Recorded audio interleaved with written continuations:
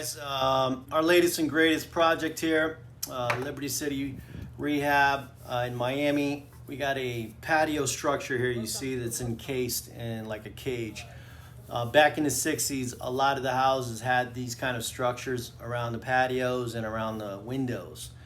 As you can tell, this home hasn't been updated. Bathrooms are, in shambles. The kitchen hasn't been updated probably for a good 20 years plus perhaps. But anyway, in this next frame here, we got Rudy doing what's called a soffit. Basically, in the 60s, and these homes were built with like very small attic spaces. When we're installing central air conditioning, the ducts wouldn't fit in the attic space, so we had to protrude them down into the ceiling, and you got to build a structure around it, so aesthetically it looks fine. This is the master bedroom, walk-in closet, good addition, nice sized bathroom for the master. You notice right here we closed that wall to that first bedroom when you walked into the front door. Now we're walking to the backyard through this miscellaneous space here.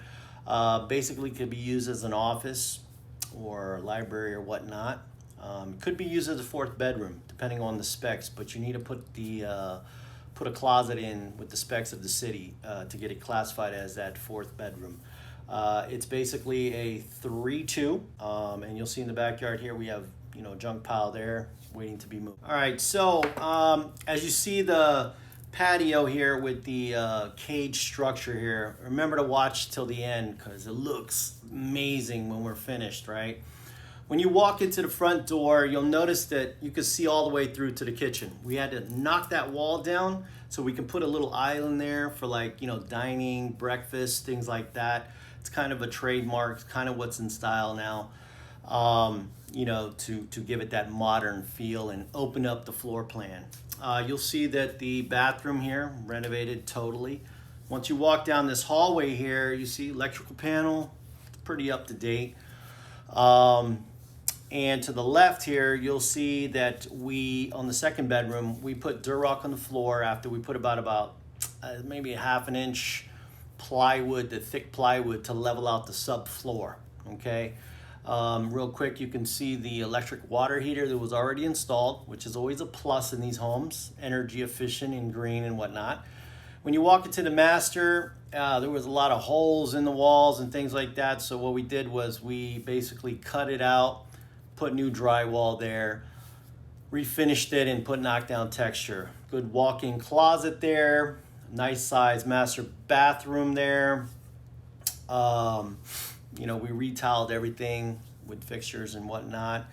You'll notice there that we closed off that door that used to lead to that other bedroom, the first bedroom when you walked in. And now we're going back to the kitchen area, and notice the floor. Oh God, it was like 3 different layers of flooring there that was over years. Just to give you guys a quick breakdown what we've done so far. So previous video, we had all these walls removed, broken down, stuff like that, if you guys saw the previous video. So we've rebuilt the walls. We actually today, we did the knockdown to blend it in with the rest of the wall. What's knockdown? Knockdown texture, meaning we've come in with the knockdown machine, spray the wall and do the knockdown because the rest of the house is knocked down. So instead, a little quick tip, instead you go smooth in the rest of the wall, just do the knockdown where you need to, which is just a few sheetrock that you install. And we've built up this wall, so this maybe office, second bedroom, whatever they want to do. And we've just done some electrical, so we would have our own private, its own electrical and its own light switch, everything. So yeah, that's pretty much it. Don't forget permits. You gotta always pull permits when you're doing construction. Yes, watch your step, videographer, so you don't trip and fall.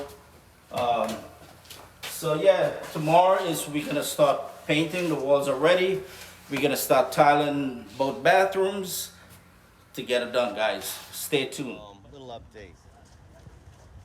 We got Drew here mixing up. What's this, thin set? What is this? He's mixing mud, thin set. Thin set. To do we're doing the floor today, guys. We're doing the floor today. All right, meanwhile, just hold on, guys. I gotta plug this in for. Again, that's called thin set, guys. Thin set. That's basically what they put underneath the tile. Okay. Here's some of the tile work that they've been laid down. A little bit here. You guys, we got the best time man in Miami here right now. Hold on.